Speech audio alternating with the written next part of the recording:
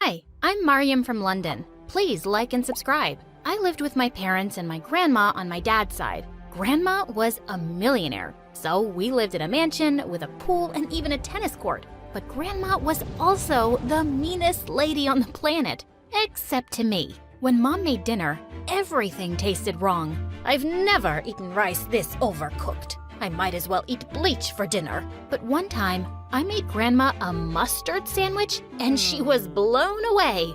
Look at you, already cooking at 10 years old. My granddaughter is the smartest girl on the planet. Grandma also showered me with expensive gifts, constantly. One time, I helped Dad clean the floors and Grandma bought me a TV for my room. Look at you doing your chores. This is what you get for being an angel, darling. Grandma scolded Mom and Dad for not spoiling me the way she did. Mariam had a fever yesterday. You two cheapskates couldn't hire a singer or a boy band to entertain her. Even though she was a jerk to everyone around her, I loved being Grandma's little gem. Whenever my parents got mad at me, I had my grandma to hide behind. What is this D on your biology test, Mariam? Grandma, Mom's yelling at me.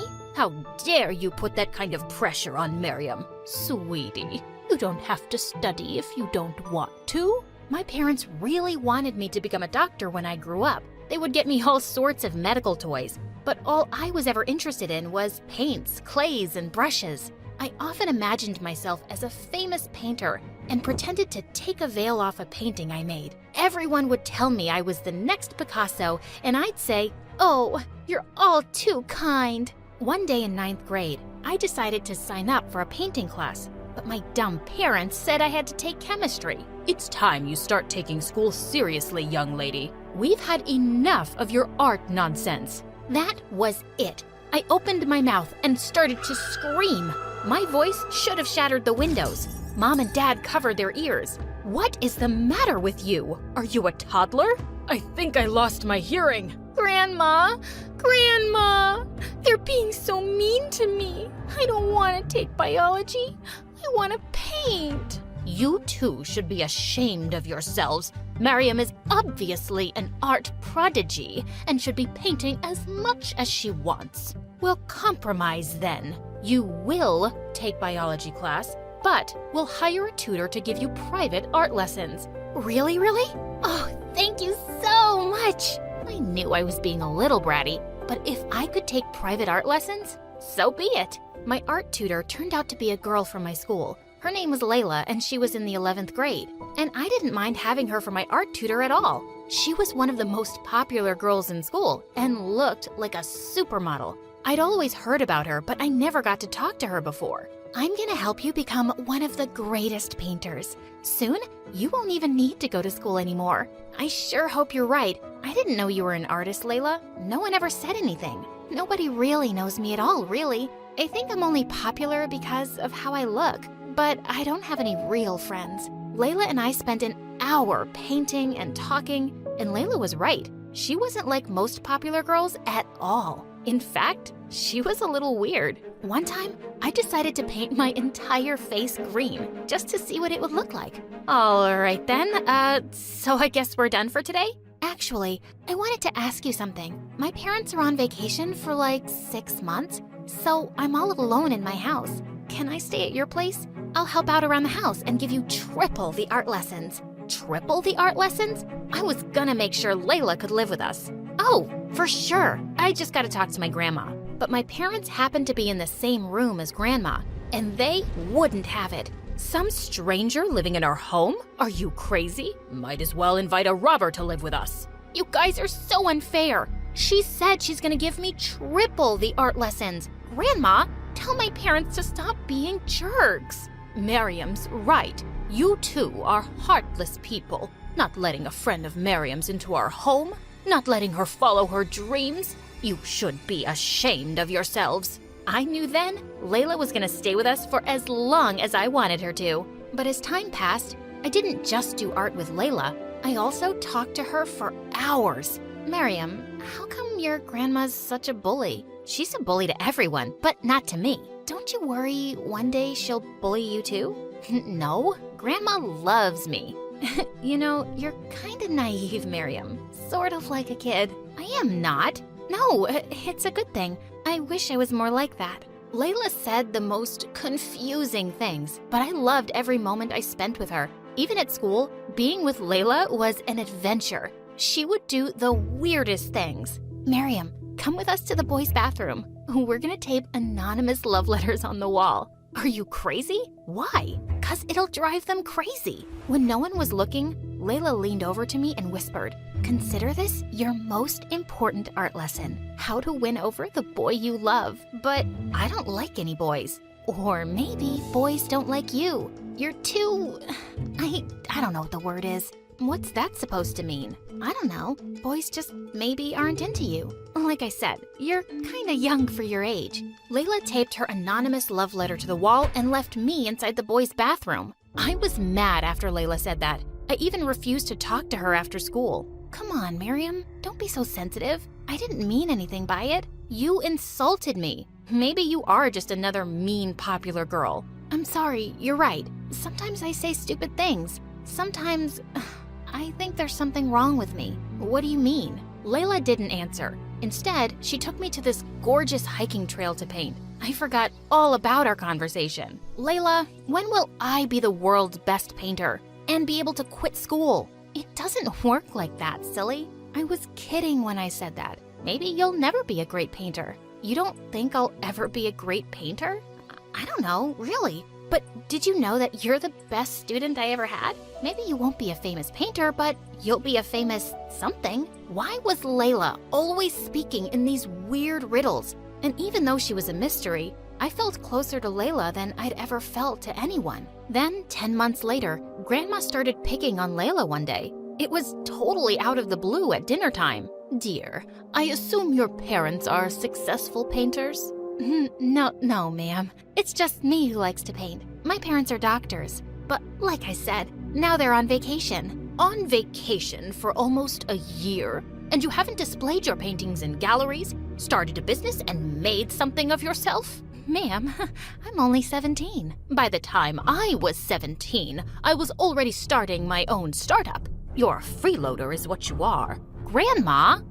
Excuse me, but I think I'll go to my room now. I watched Layla get up from the table as her eyes filled with tears. Why was Grandma being so cruel all of a sudden? I was used to her bullying my parents, but Layla? I could barely stand it. I jumped up to follow Layla. Layla, wait! Don't take what Grandma said to heart. I told you, she can be mean sometimes. Your grandma's right, Miriam.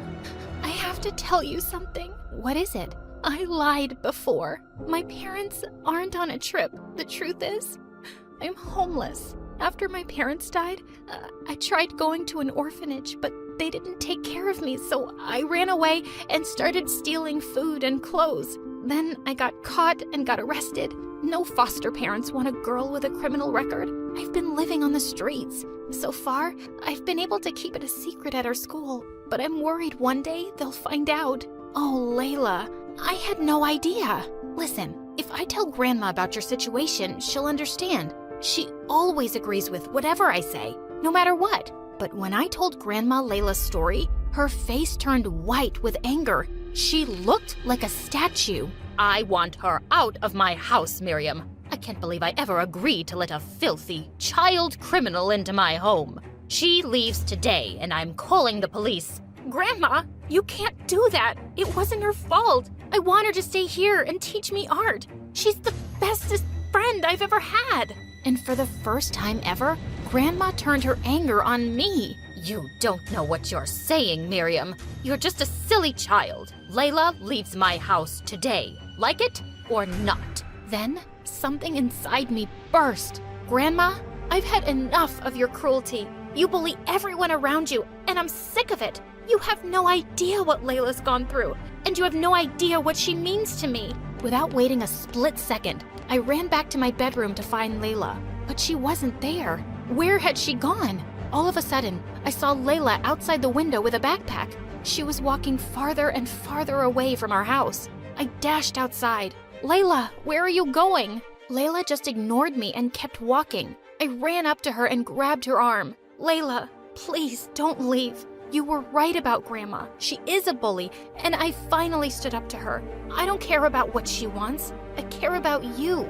Miriam, I think you better forget about me. It's for the best.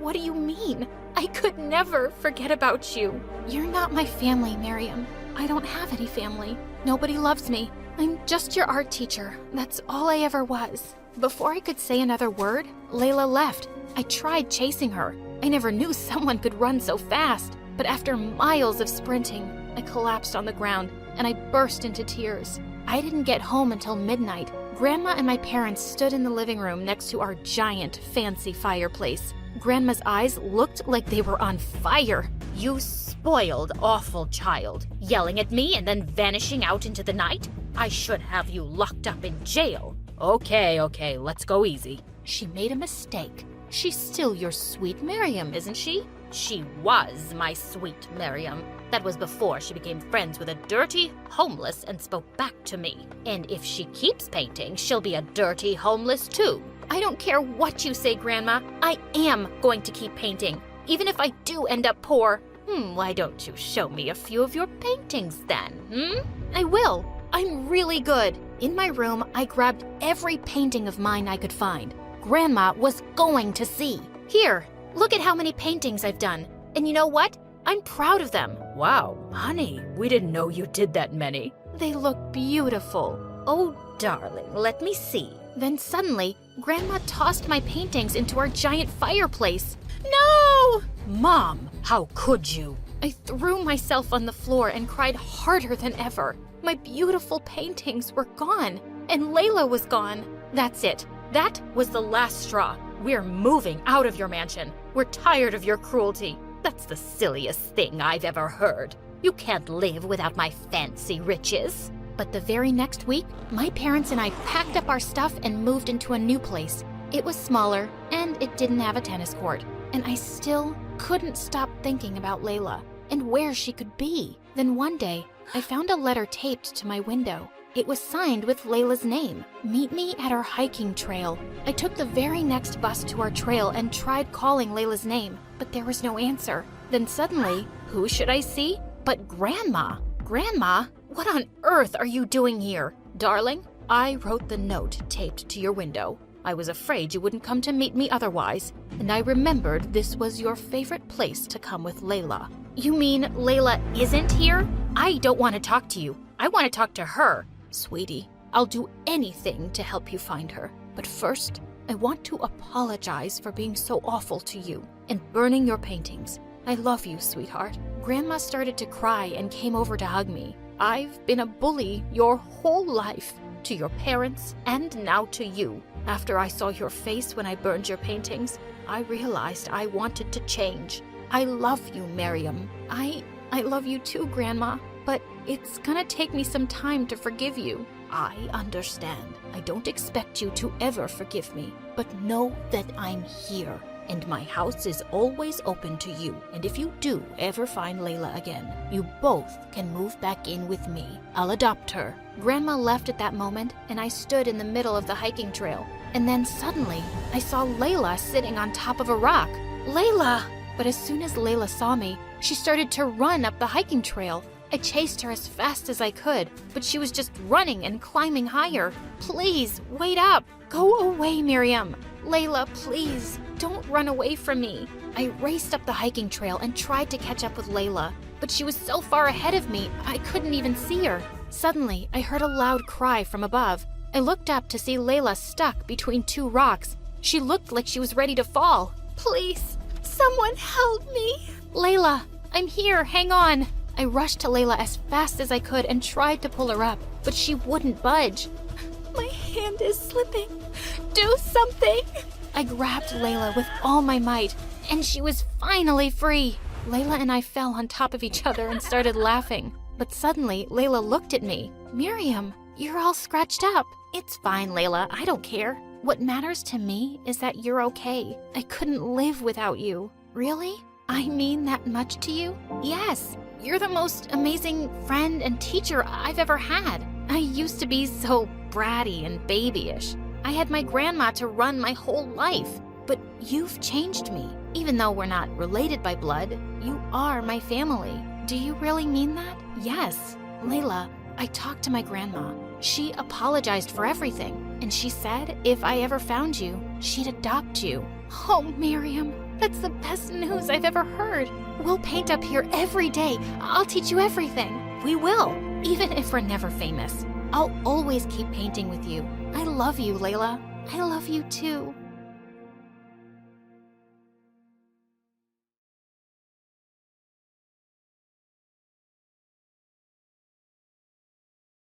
Hi, my name is Akira, and I'm the daughter of our tribe's chief. My entire tribe fawned over me, and not just because I was beautiful. I was born with a perfect memory. I remember every single moment of my life in crystal clarity since I was a toddler.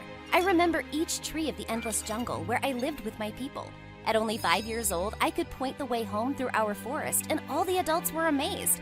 She has an amazing mind. Let's take her foraging with us. Foraging meant collecting mushrooms and plants for everyone to eat. I was an instant hit in my mother's group. I could remember the name, shape, and smell of every plant perfectly. And by the time I was 11, the entire tribe relied on me to check the food. Poisonous, not poisonous. Not poisonous, poisonous. Akira is a gift from God. She should be our next leader. Ha! The next leader? This weakling? Please. That's my older sister, Misa. She was only a few years older than me, but we were complete opposites. Misa was a goddess with a bow and arrow, as strong and fierce as our father. And me? Well, I was clumsy, noisy, and I could barely lift her bow. When father tried to make me hunt, I just fell in love with the little rabbits. I ended up adopting 3. I was brave during the day where I was safe under the sun. But at night, I cowered in my mother's arms while Misa ran around scaring any animals that came close. You are such a wuss. Am not. To be chief, you have to beat me, your elder sister, and the best hunter in the jungle. I'm the best forager. So, plants are easy to catch. They just sit on the ground. I dare you to go hunting with us. Akira's mind is special. We can't let her be in danger. So, I should be the one in danger? Misa truly disliked me, and honestly, I couldn't blame her. I spent years in our hut, getting fanned as I tasted mushrooms, while she came home covered in scratches and bruises. One time, when I was 14, I snuck away from Mother with a bag full of meat and bread. I was gonna have a jungle picnic with Misa and make her like me, but my plan backfired big time. You brought meat? The smell is gonna attract bears, you loser! Then eat it fast. I'd barely said that when crazy loud roars started echoing in the jungle. What is that? That doesn't sound like a bear. Everyone, fan out and follow the sound. Why aren't we running away? We need to see what we're running from. Just shut up and don't trip over something. We crossed the river to reach the nonstop roars, and that's when we saw it. It wasn't animals. It was people I'd never seen before, cutting down trees with a weird, roaring metal saw. No! They're cutting our trees! We have to stop them! I launched myself forward, but Misa pulled me down into the bushes. Don't call attention to us. They have weapons. We have to tell Father. Come on. We all raced home together, but when we told everyone what happened, the adults didn't look surprised.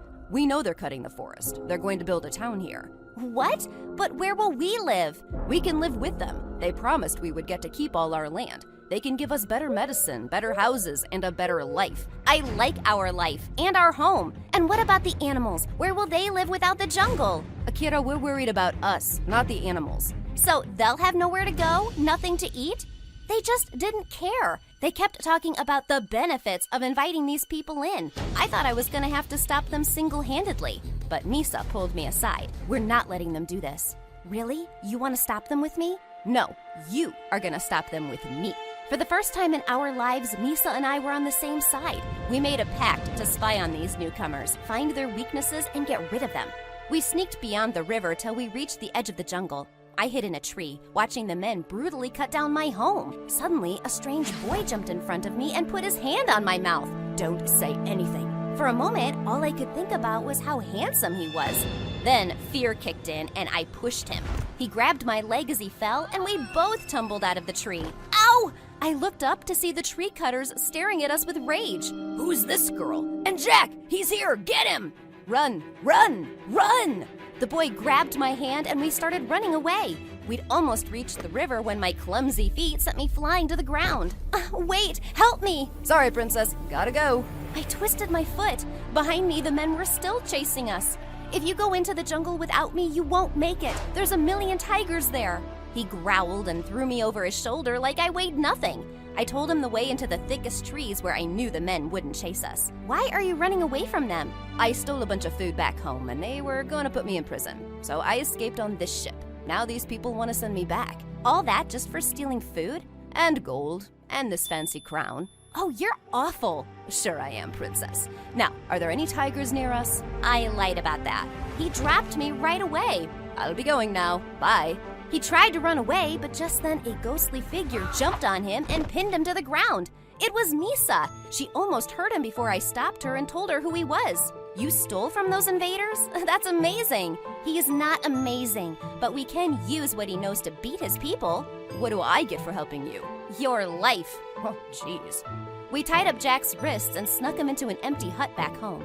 We acted normal in front of the elders, and at night, Misa and I took turns interrogating Jack. He told us all about his hometown and all the crazy things he used to steal from his people. Wow, you pulled that off alone? I had a little help, but it was mostly me. Stealing is not something to brag about. They deserved it. My people are cruel and vicious. They charged my village so much tax that we lost our farm. You lost your land? And my freedom? Yeah, you know nothing about how hard my life has been. He went off to sulk in a corner, and for the first time I felt bad for Jack. The next night, I went into his hut to apologize, but he was gone. I called Misa over right away. He ran into the forest. Look, I see his footprints. We chased after his tracks through the thick jungle, and I was scared. We were out in the dark during bear season. Our worst fears came true when we heard a scream from inside the jungle. We ran towards the sound and found Jack hiding from a huge bear behind a boulder. Misa jumped to action immediately and climbed on top of the rock. She made herself look big and scary and let out deep growls till the bear fled. When Misa came down, Jack grabbed her in a hug. That was incredible! You're like a bear goddess. Thank you? Why would you run away alone? I don't want to be anyone's servant, not even yours. You can't cross the jungle without our help. The wolves come out at night. Are you ready for that? No. Thought so. We stopped at a cave for the night so we wouldn't run into scary animals. While Misa started a fire, I tried to stop Jack from eating poisonous mushrooms. Stop flicking my food away. You keep picking up the poisonous ones. Eat this. How do you remember which one's which? She has a perfect memory. She remembers everything. No way. Is that true? Jack was utterly fascinated, and we spent the whole night talking about my awesome powers. He even dared me to recite every detail from random days in the past. This is amazing! You can't hide in this jungle. You would be world famous. She just remembers things. I can scare bears. I can feed myself without being in danger. I can actually survive danger. And I'm next in line for being chief. Misa kicked a tree trunk in fury, and Jack had to jump in between us. Misa's mood was sour, and the next morning when we took off again, she walked far ahead of us. I think my sister hates me. No, she doesn't. Your gift is just hard to keep up with. I didn't choose it. True, but she didn't choose you. It isn't easy to be overshadowed by a sibling. I'd never thought of it that way. And a few days later, all hopes of Misa liking me were destroyed. Our father called a huge meeting for everyone. We have an announcement to make. The elders have decided to make Akira our new chief. She will be inducted once she turns 15. No!